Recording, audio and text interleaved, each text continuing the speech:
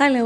അപ്പോൾ ഇന്ന് ഞാൻ വന്നിരിക്കുന്നത് ചെന്നിക്കുത്ത്, മൈഗ്രെയിൻ എന്നൊക്കെ പറയുന്ന നമ്മളെ തലവേദനക്കുള്ള നല്ല പവർഫുള്ളായിട്ടുള്ള എന്നാൽ സിമ്പിളായിട്ടുള്ള ഒരു ടിപ്പാണ് കേട്ടോ. അനുഭവിച്ചവർ പറയും ഭയങ്കര കഠിനമായ വേദനയാണ്. അത് നമുക്ക് ഒരു പെയിൻ കില്ലർ കഴിച്ചാൽ വരുമ്പോൾ കഴിക്കാൻ പറ്റുമോ? അപ്പോൾ അതിൻ്റെ സൈഡ് എഫക്റ്റ് വേറെ ഉണ്ടാവും. ഇനിയിപ്പോൾ ഒരു പെയിൻ കില്ലർ കഴിച്ചാലും കുറച്ച് കഴിഞ്ഞാൽ വരൂലെന്നുമില്ല.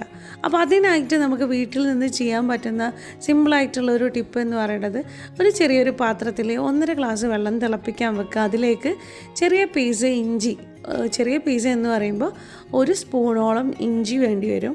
അത് ചതച്ച് അതിലേക്ക് ഇട്ടിട്ട് നന്നായി തിളക്കുന്ന സമയത്ത്, ആ തിളക്കുന്ന സ്റ്റേജിൽ ഒരു നാരങ്ങ സ്ലൈസ് ചെയ്തിട്ട് വട്ടന അരിഞ്ഞിട്ട് അതിലേക്ക് ഇടുക. എന്നിട്ട് ജസ്റ്റ് ഒരു തള തിളക്കുക. എന്നിട്ട് ഫ്ലെയിം ഓഫ് ചെയ്യുക. പിന്നെ വേണ്ടത് നമുക്ക് 1 സ്പൂൺ അളവിൽ തേനാണ് വേണ്ടത്. അപ്പോൾ അതിന് ഈ തിളച്ചത് ഈ ചൂടാറാൻ നമ്മൾ വെയിറ്റ് ചെയ്യണം. തിളച്ച പാട് നമ്മൾക്ക് അതിലേക്ക് തേൻ ഒഴിക്കാൻ പറ്റത്തില്ല. അപ്പോൾ ചെറിയ ചൂടാറുമ്പോൾ നമുക്കിങ്ങനെ കയ്യൊക്കെ ഇട്ട് നോക്കുമ്പോൾ, ജസ്റ്റ് വിരലിട്ട് നോക്കുമ്പോൾ ചൂടാറി എന്ന് തോന്നുമ്പോൾ, അന്ന് നല്ല ചൂടാറാനും പാടില്ല, അന്ന് തിളച്ചിട്ടുള്ള ആ ചൂടിൽ നിന്ന് വിടുകയും ചെയ്യണം. ആ സ്റ്റേജിൽ 1 സ്പൂണോളം തേൻ മിക്സ് ചെയ്യുക അതിലേക്ക്.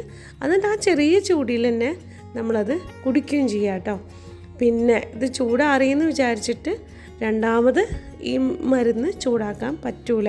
കാരണം അതിൽ തേനുള്ളതുകൊണ്ട് തന്നെ ജസ്റ്റ് നമുക്ക് അത് ചൂടാക്കി കുടിക്കാം എന്നുള്ളത് വേണ്ട. നമ്മൾ ഉണ്ടാക്കുന്ന ആ ക്വാണ്ടിറ്റി നമ്മൾ ആ സമയത്ത് തന്നെ കുടിക്കണം. ഓക്കെ. പിന്നെ നമുക്ക് തലവേദന മാറാനുള്ളൊരു ടിപ്പ് എന്ന് പറയണത് നന്നായിട്ട് വെള്ളം കുടിക്കുക എന്നുള്ളതാണ് കേട്ടോ.